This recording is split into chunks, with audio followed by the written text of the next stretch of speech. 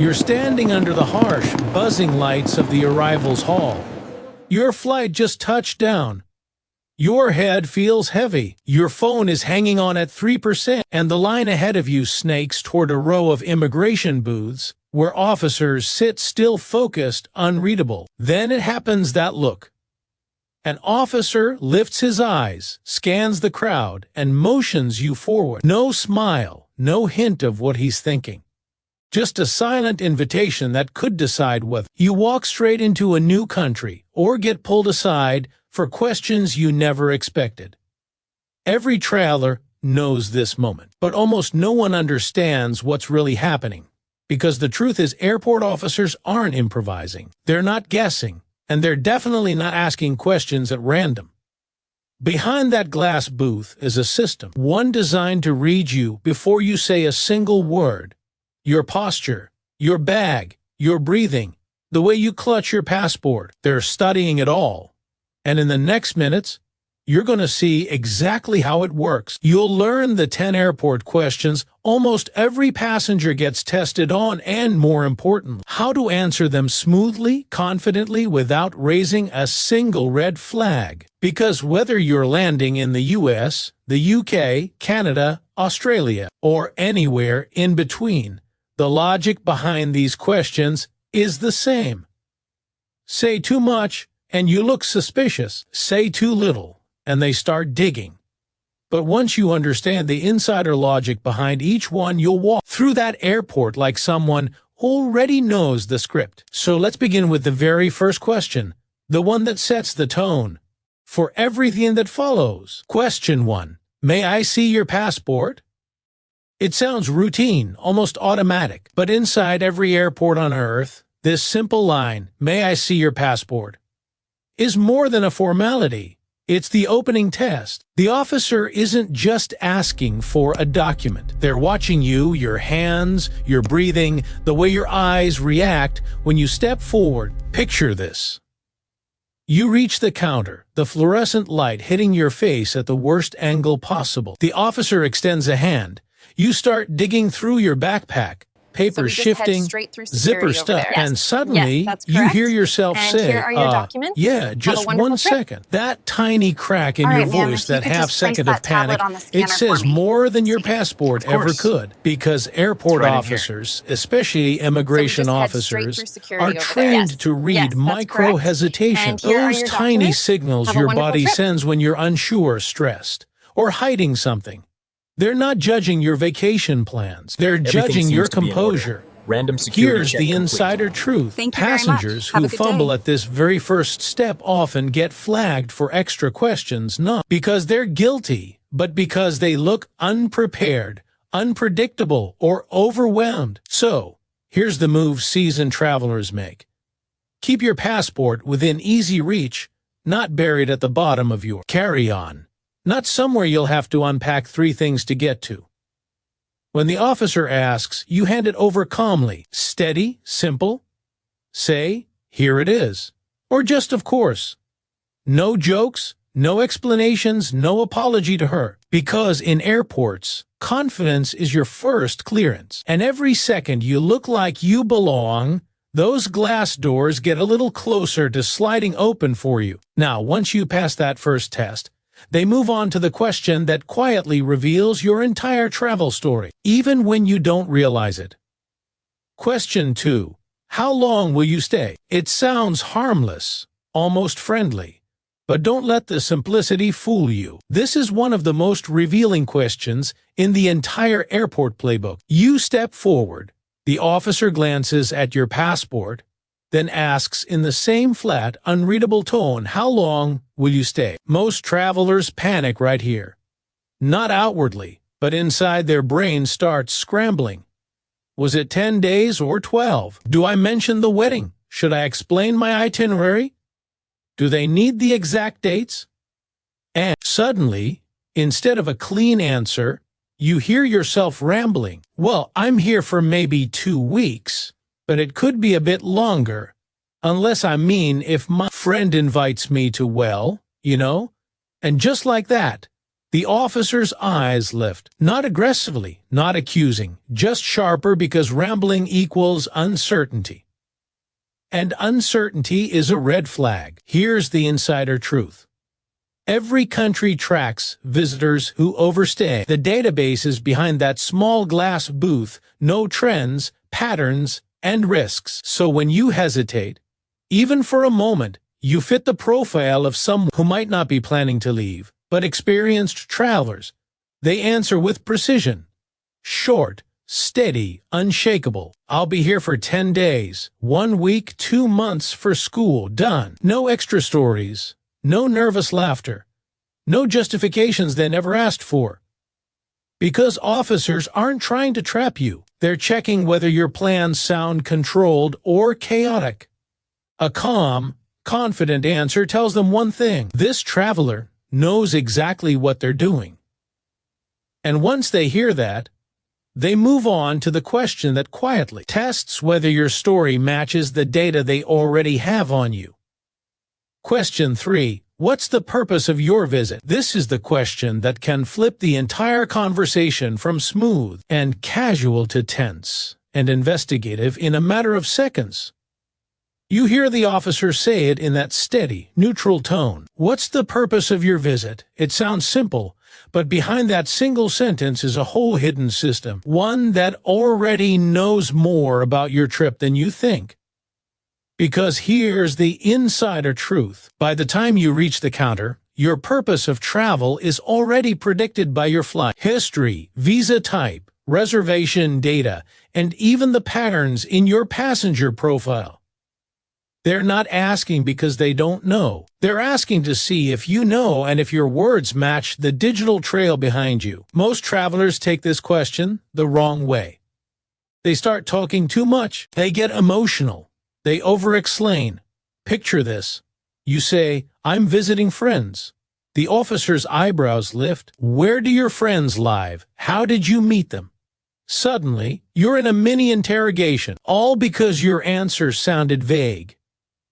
Here's what seasoned travelers do instead. They stick to the 3 safe categories: tourism, business, education. The only 3 words immigration instantly recognizes and accepts. I'm here for vacation. I'm attending a business meeting. I'm studying for 1 month. Clean, contained, complete. No life story. No details from 2012. No unnecessary context. Immigration lines aren't TED Talks. Because here's the twist. It's not what you say. It's how confidently you say it. If your answer is precise, controlled, and perfectly aligned with your traveler profile, then move on. If not, you might be heading toward that quiet little side door labeled secondary inspection. But answer it right, and you'll glide straight into the next phase where officers probe something deeper than your itinerary. They probe your stability. Question 4. What do you do for work? This is where the officer leans back just slightly, not relaxed, but observant, as if your next sentence is going to reveal far more than your job title. You hear the question, "What do you do for work?" And instantly, you feel the shift. This isn't small talk. This isn't curiosity. This is one of the quietest, most calculated filters in the entire airport system. Because your job tells a story, one the officer can read in seconds. A job means stability. Stability means roots.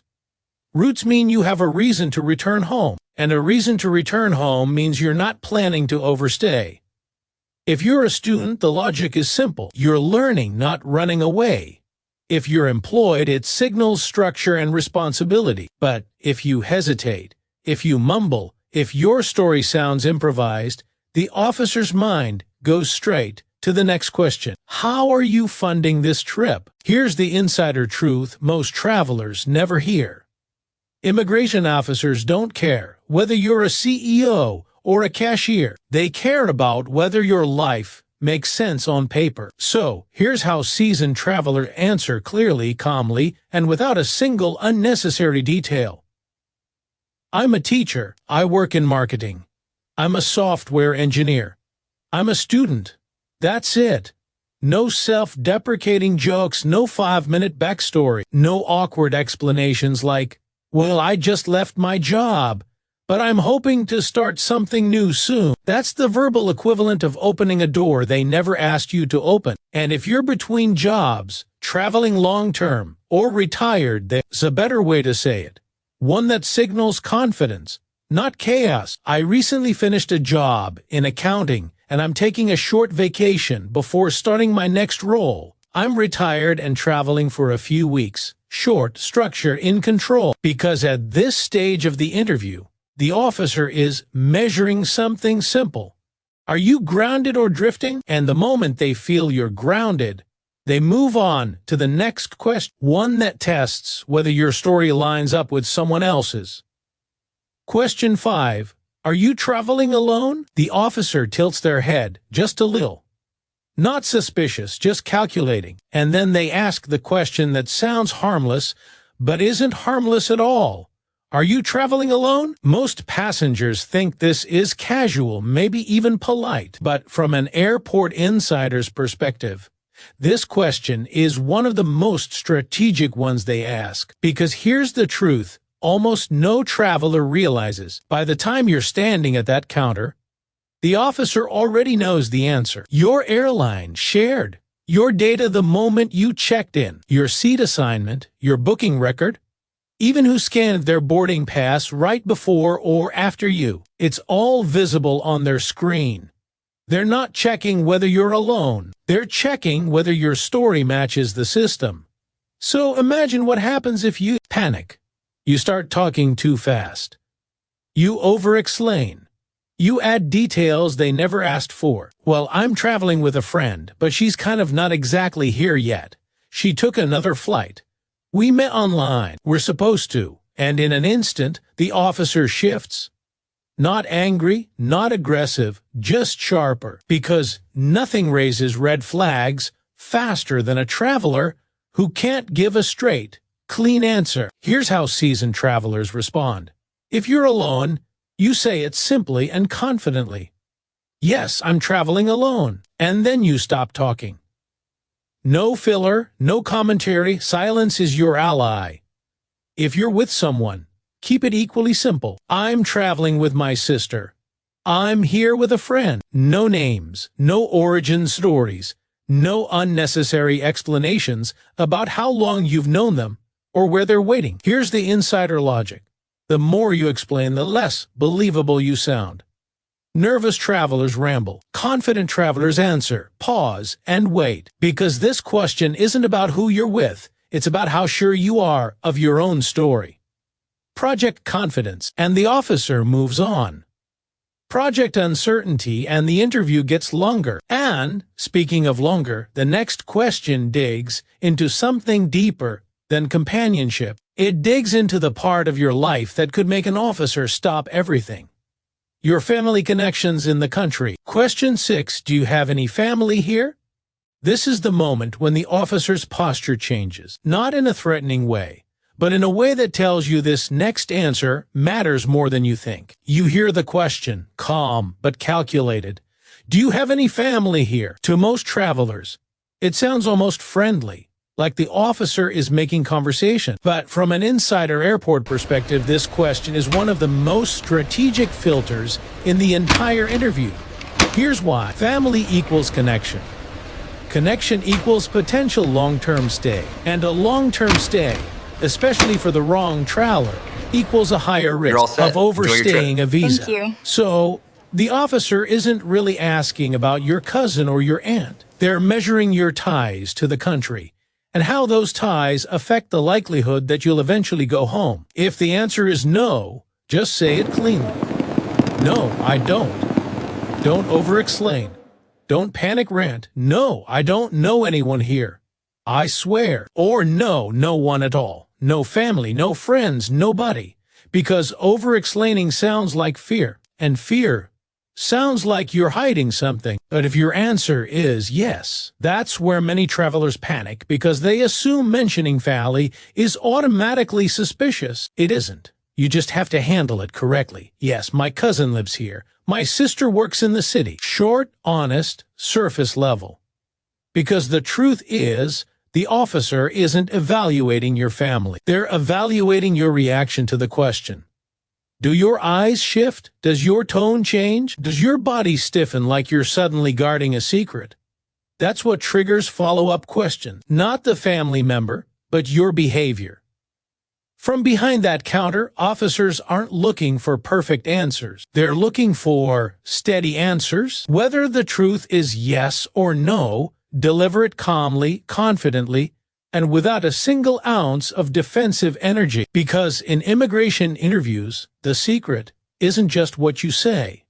It's how steady you are while saying it. And once you clear this checkpoint, the next question shifts from family ties to your personal history and whether it matches what's already in their system.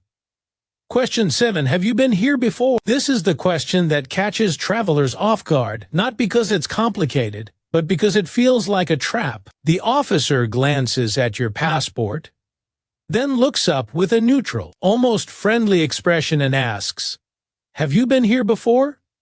Sounds innocent, right? But behind that simple question is a silent database check. One that already knows the answer before you open your mouth. Because here's the airport insider truth. Your travel history is logged. Every entry, every exit, every visa, every stamp. They can see it all with one glance at their screen. So why ask? Because they're not checking your past, they're checking your honesty and consistency right now. This is a memory test disguised as conversation. If it's your first time, keep it direct. "No, this is my first time here." Don't add, "I've always wanted to come," or "I was supposed to come last year." That's correct. But no fluff, no storytelling. If you have visited before, your answer must land with clarity. On the scanner for me. Yes, I visited last summer.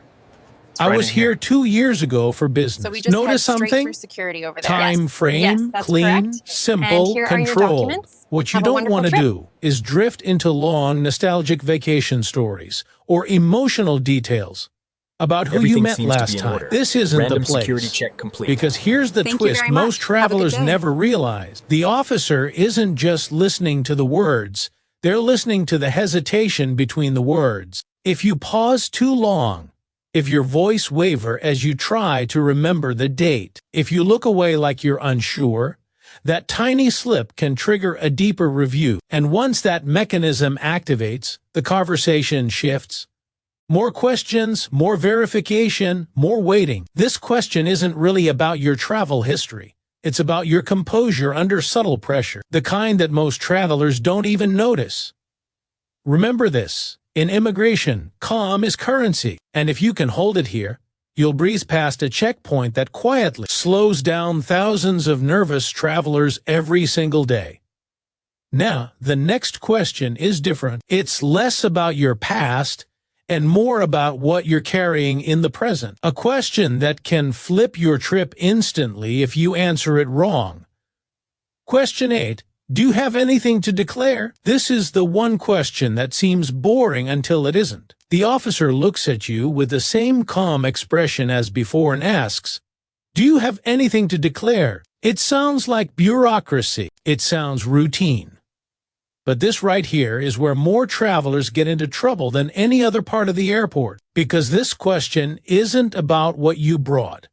It's about whether you understand the rules.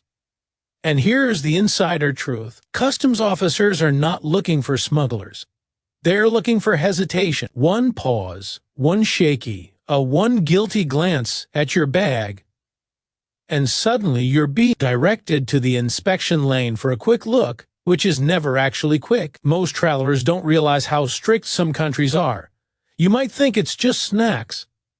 It's just vitamins. It's just the medicine I always carry. But in another country, that could fall under restricted items, controlled imports, or undeclared goods. Even carrying a few thousand in cash can become a problem if you don't declare it properly. And this is where confident honesty becomes your best friend.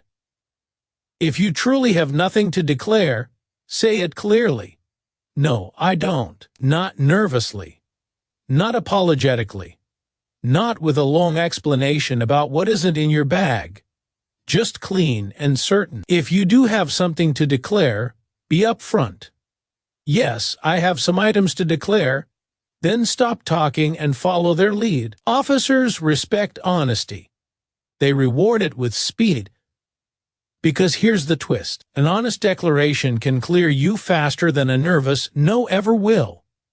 What they're trained to detect isn't illegal items. It's behavior, body language, tone, confidence versus guilt. If you hesitate here, even for a second, the officer's suspicion spikes, and if they find something undeclared, even if it was a genuine mistake, your trip suddenly becomes fines, confiscation, and a lot of unnecessary stress. So remember this one rule, the golden rule of airport survival.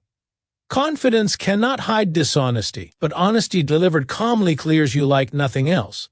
Once you pass this checkpoint, you're almost through. Almost. But there's one more question officers use to measure whether your story is solid or starting to wobble. Question 9. Where will you be staying?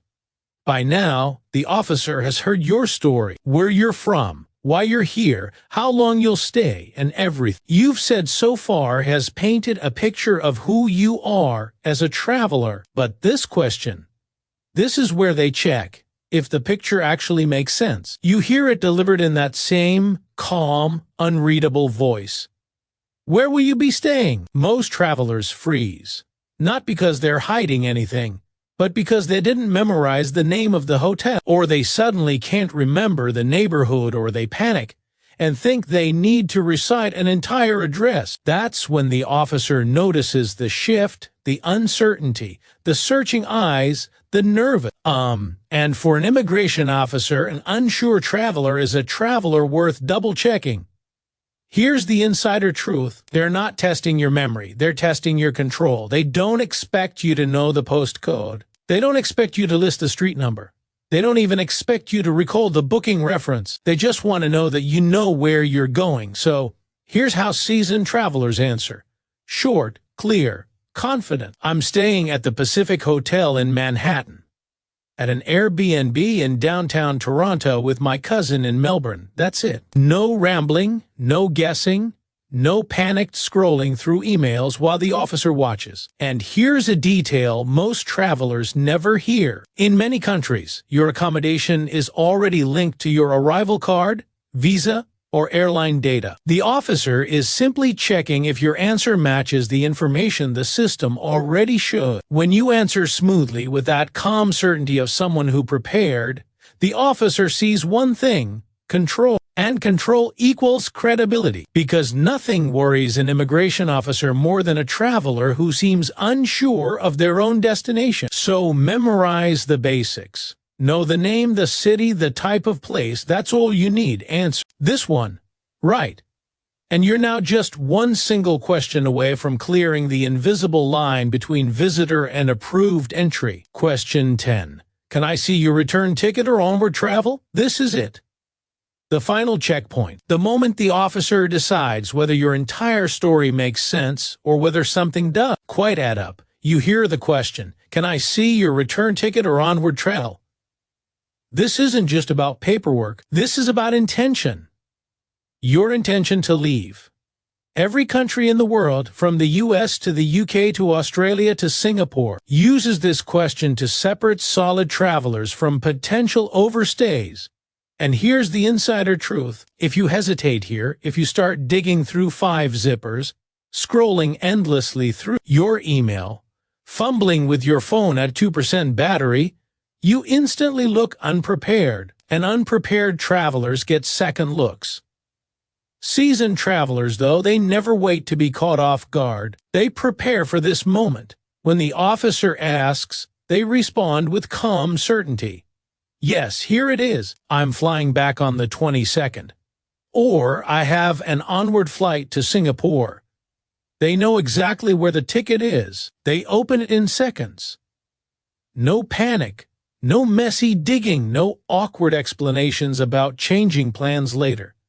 Because here's the twist. The officer doesn't care if your ticket is flexible, refundable, or if you're planning to switch flights later. They just need to see structure, a plan, Evidence that you are not here to disappear into the city. And here's the insider detail most travelers never know. Even a digital ticket shown confidently is often enough to close the entire interview on a positive note. But if you can't find it, if your phone dies, if you suddenly look like you have no idea what your next step is, that's when the interview shifts direction and not in your favor. So keep your ticket where you can reach it immediately. A dedicated folder on your phone, a printed copy in your passport sleeve, a screenshot saved offline.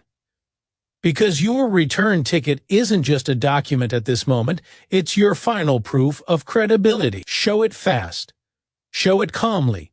Show it without a hint of uncertainty. And just like that, you pass the last test between suspicion and smooth entry. You've made it through all 10 questions, but before you walk through those sliding glass doors, there's one final truth every traveler needs to hear. The truth immigration never tells you, but every airport insider knows. Traveler checklist. The calm passenger system. Before you grab your bags and step into the city, there's one more thing you need. The checklist seasoned travelers use without even thinking. A simple system that keeps you calm, collected, and unshakably confident at every airport counter worldwide. Think of this as your calm passenger system. The mental toolkit that turns you from a nervous flyer into someone who breezes through immigration like they've done it 100 times. Here it is. 1. Keep your passport close, not buried, not lost in a side pocket, not hidden under snacks and souvenirs. Have it accessible the moment you step off the plane. 2. Know your story before they ask. Your purpose, your length of stay, your destination. Say it clean, clear, and without hesitation. 3. Don't overshare. Answer the question, only the question, and stop talking. Silence shows confidence. Rambling shows uncertainty. 4. Be precise, not detailed. You'll stay 1 week. You're here for tourism. You're visiting your cousin. Short answers sound certain. Long answers sound rehearsed. 5. Keep travel documents in a quick access folder. Return ticket, hotel info, onward travel. If they ask, you open it in seconds. No fumbling, no panic. 6. Stay aware of your body language. Stand steady. Breathe normally. Avoid nervous movements. Your body tells your story before your mouth does. 7. Walk up to the counter like you belong there because you do. And that energy, that calm, grounded energy is the difference between a smooth entry and extra questions. This checklist isn't about tricking the system. It's about understanding it. When you look prepared, you are prepared. And immigration officers recognize that instantly. Now that you know the playbook, there's only one thing left between you and becoming a truly seasoned traveler. The truth about the one airport experience that every passenger dreads, but almost nobody understands. The moment when an officer looks up, pauses, and says the phrase no traveler wants to hear, "Please come with me." But what actually happens next? What really goes on behind that frosted glass door in the world of secondary screening? Is it a punishment, a random check, a hidden investigation, or something completely different? You might think you know, but trust me, the reality will surprise you. And if this helped you stay ready for 2026, hit subscribe and tap the bell, because the next wave of airport changes is already in motion. Safe travels, traveler, and remember, confidence is your clearance.